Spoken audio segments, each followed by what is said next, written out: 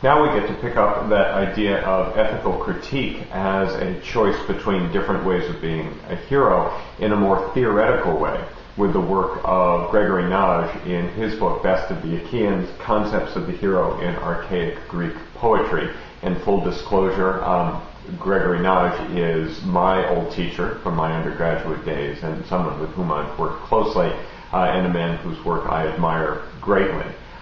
In any case, his book, Best of the Achaeans, as you can tell, talks a lot about Aristeia. Remember, Aristeia, literally bestness. Now, Nagy translates Aristeia as prestige, and you can see how that goes along with excellence. It's just a slightly different way of focusing. But what I'm going to be talking about comes from the first chapter of Best of the Achaeans, which is something, if you're in the Gaming Homer course, you read a little while ago.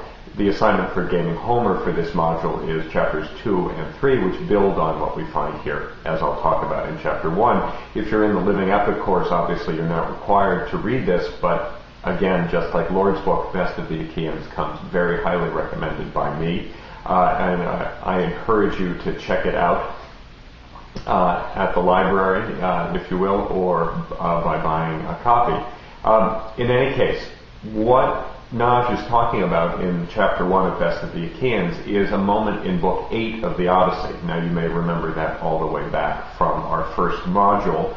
The reason I had you read Odyssey 8 and 9 then was that it was our best input, our best way in to the bardic occasion, because we see the famous Demodocus, the bard of the Phaeacians, counterposed to what we see of Phemius, the bard of Ithaca, Odysseus' hometown. Demodocus lives in this kind of semi-magical land of Styria with the Phaeacians, and it's with him that Odysseus gets to strike his very special bargain, where Odysseus asks Demodocus to sing about how Odysseus was the man responsible for the fall of Troy.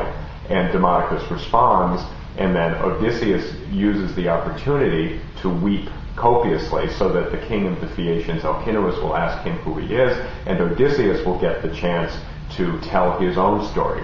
And that's the story that we have in Odyssey 11 when Odysseus is talking to Achilles about what it means to be dead. And Achilles tells Odysseus that actually he'd rather he weren't dead. That is, Achilles weren't dead.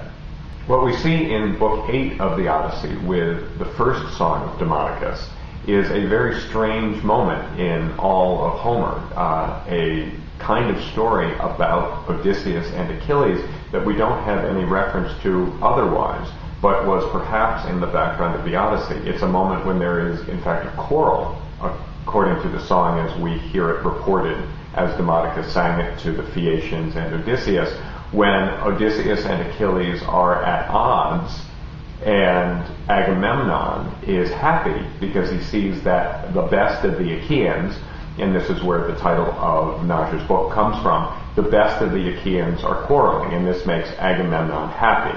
Now obviously that says something interesting about Agamemnon, which intersects with what we were talking about in Iliad 1, the counterposition of Agamemnon and Achilles, but more importantly, it's something that says a lot about the ethical critique that one can do of Achilles and Odysseus.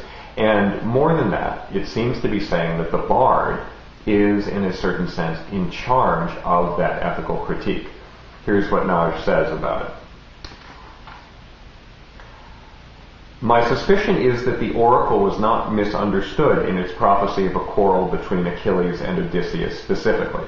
There's a strange thing about an oracle that makes Agamemnon happy because he thinks that if Odysseus and Achilles will have a quarrel, that means Troy will fall. The reference to Achilles and Odysseus as the best of the Achaeans at 8, line 78 may have served to reveal that the poetic repertory of Demodocus is in control of two distinct themes that permeate the Iliad and the Odyssey, themes that define the central hero of each epic. That is, Demodocus, in singing this song, is showing that he controls both the Achilles is great ethical critique theme, that is, choose Achilles, and the Odysseus is great ethical theme, that is, choose Odysseus, or, to put it in very broad thematic terms, the contrast between strength and cunning. strength, the special power of Achilles, and cunning, the special power of Odysseus. So what Naj is telling us in chapter 1, and then goes on in chapter 2 and 3 to elaborate on, is that the bards were capable of a kind of ethical critique that came precisely out of their interaction with the traditions of epic that are part of the material that they control and which they can recompose over and over and over again to produce different sorts of ethical critique. The question is going to be whether that's something we can do today, whether there's a kind of interactive function of ethical critique that we can point to also in our own culture, and in particular for our purposes in video games.